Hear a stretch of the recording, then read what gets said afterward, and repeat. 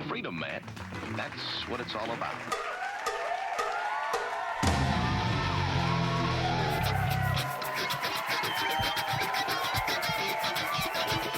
You've got to groove on freedom, like the good book says.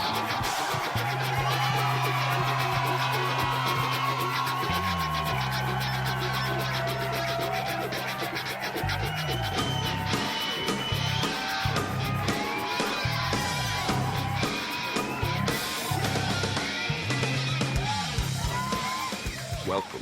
You are listening to What on Earth is Happening. This show will discuss the topics of human consciousness, mind control, natural law, the occult, and all issues that affect the freedom of the people of Earth. What on Earth is Happening will endeavor to shine light upon the darkness of our world and to offer empowering solutions to the problems we face as humanity approaches its critical moment of choice. And now, here is your host, Mark Passio.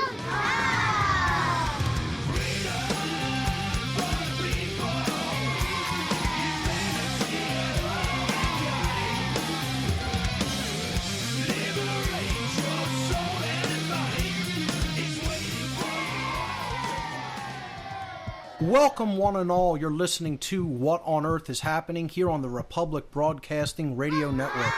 I'm your host, Mark Passio. My website, whatonearthishappening.com. The network's website, republicbroadcasting.org. Today is Saturday, August 23rd, 2014. This show is live every Saturday evening from 10 p.m. to 1 a.m. Eastern Time. That's 9 p.m. to midnight Central Time.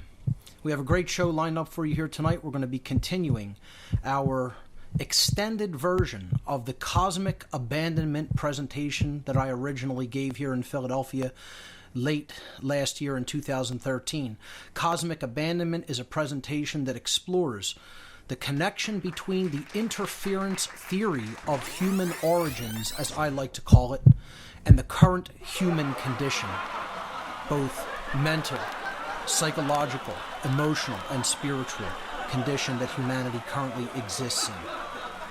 I will be taking your calls in hour number 3 of tonight's show. The call-in number to join us, I'll give this out at the very beginning of the show here tonight for people who may want to get into the caller queue. The call-in number to join us here on What on Earth is Happening, 800-313-9443. Once again, the call-in number, 800-313-9443. I have a couple of quick event announcements before we get started with the material for tonight's show.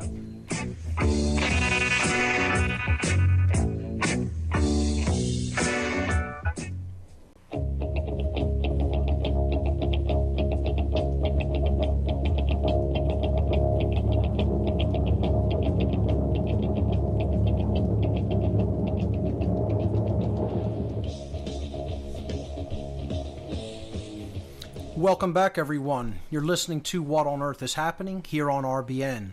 I'm your host, Mark Passio. My website, whatonearthishappening.com. What we're going to get into tonight in the extended Cosmic Abandonment presentation, which I've been going over for the past many weeks on this show, and will for the next few weeks at least, we're going to talk about what really is the psychological underlying factors that are going on in the human mind that continue the slavery system that humanity is trapped within. And what really puts that there? What are the things that are deep inside the human psyche going on that makes people continue to feel that slavery is necessary? Whether they consciously are aware that that's what they are advocating or not. It doesn't make a difference if they're consciously aware of that. You know, people will advocate for government, for control, for slavery, for coercion, for all kinds of different reasons. And ultimately, it's all the same core motivating psychological factors deep down inside, often running as programs that are running in the subconscious mind, that are driving that desire. And we ended up on slide number 110 in the slides for this presentation last week, which was essentially juxtaposing the old variant of slavery to the new variant of slavery and showing essentially how they're exactly the same thing, only a different name, and a different amount of people. The quote-unquote authority, the illusion of authority, is just distributed among more people in the new slavery. That's all. So we're moving on to slide number 111 for tonight's broadcast and into the future slides. So the question that I pose in slide number 111 is, in light of our quote-unquote troubled human past, and that's probably the understatement of the millennium, okay? To say that we have a troubled human past is, absolutely really making light of it.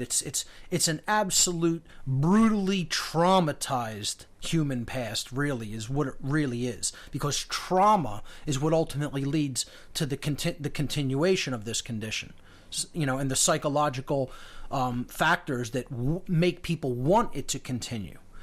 So, our past is not just troubled, it's absolutely violently traumatic.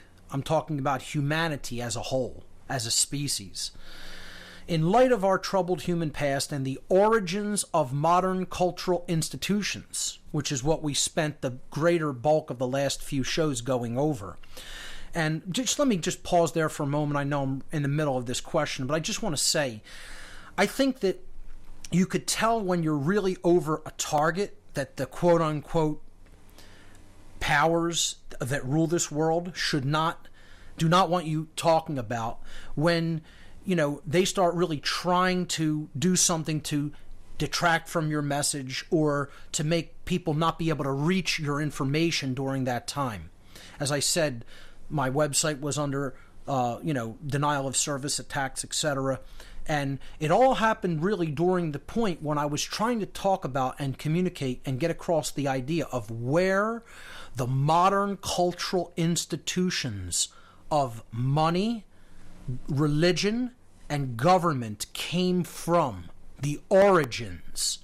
See, and people want to say, why do you think it's so important to understand origins? We went over all these reasons why it's so important. If you don't know your past, you're going to make the same mistakes over and over again. You're not going to understand where you came from, and therefore you don't understand the direction that you're even heading in. You have no frame of reference. People who are trying to control other people always want to cut them off from their origins. Cults want to cut people off from their family members.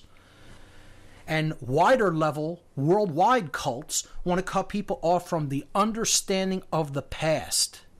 It's one of the main ways that they get into the human psyche and control people, because we have no frame of reference to understand past events, past traumas, okay? Past, struggles that we had to go through and learn lessons from and overcome. They don't want people understanding any of those things.